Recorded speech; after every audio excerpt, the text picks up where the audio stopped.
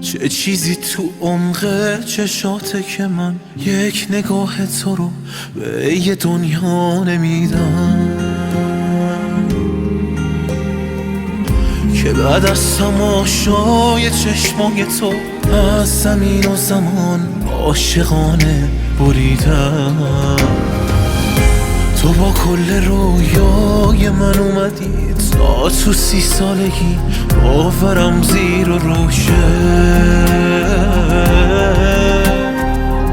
که زیباترین خط شعرهای من از تماشای چشم تو هر شب شروع شه.